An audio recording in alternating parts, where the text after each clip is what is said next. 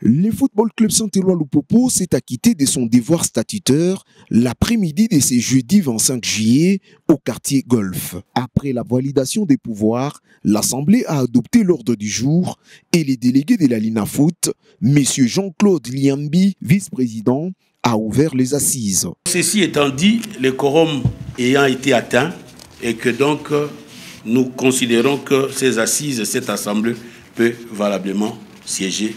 J'ai dit, je vous remercie.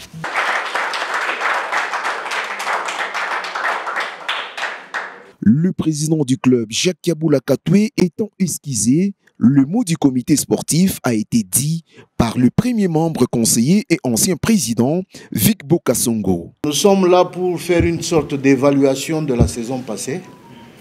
Et cela se fera à travers les différents rapports. J'aimerais quand même mentionner quelque chose, c'est que nous sommes en train de participer à la Coupe d'Afrique pour la 3e fois d'affilée. Je pense que c'est une performance que nous devons tous saluer. Alors, je vous prie d'acclamer. La saison passée a été tumultueuse, très rapide, et nous nous sommes fait éliminer. Et je pense que tout le monde doit faire une sorte de remise en question pour essayer d'analyser la saison passée et envisager de belles perspectives pour cette saison qui va commencer. Je n'ai pas un très long discours à faire.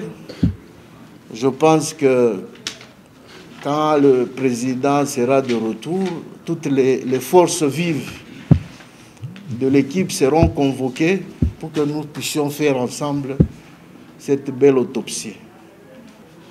Ainsi donc, je vous remercie d'être présent et vous demande comme toujours de rester unis pour l'avenir de notre club et pour de très bons résultats. Je vous remercie.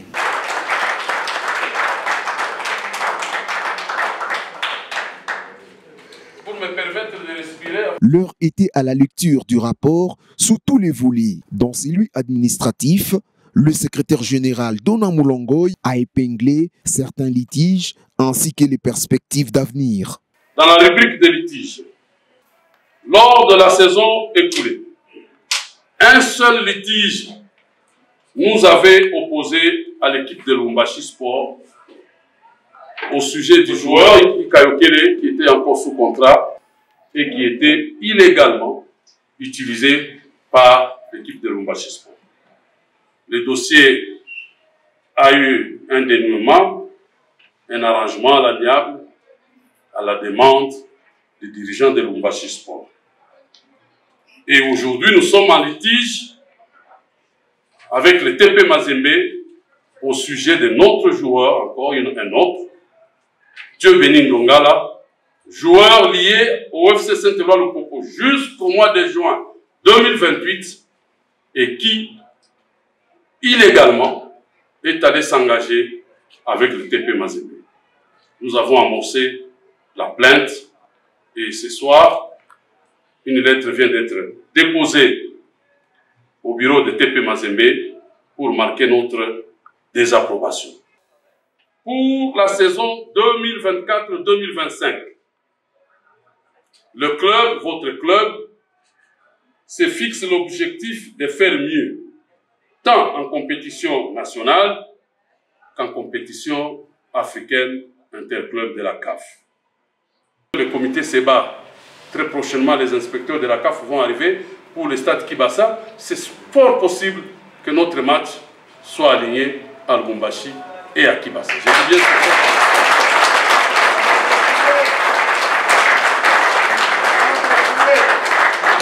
la FECOFA, à la demande de Lupopo, a déjà sollicité l'inspection de la CAF.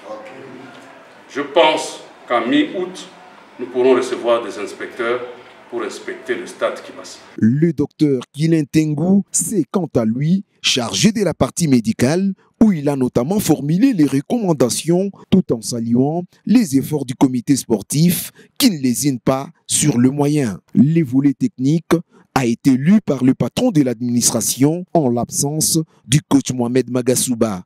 Esquissé. Conclusion. La 3e marche du podium nous assure une qualification pour une troisième fois successive en compétition africaine.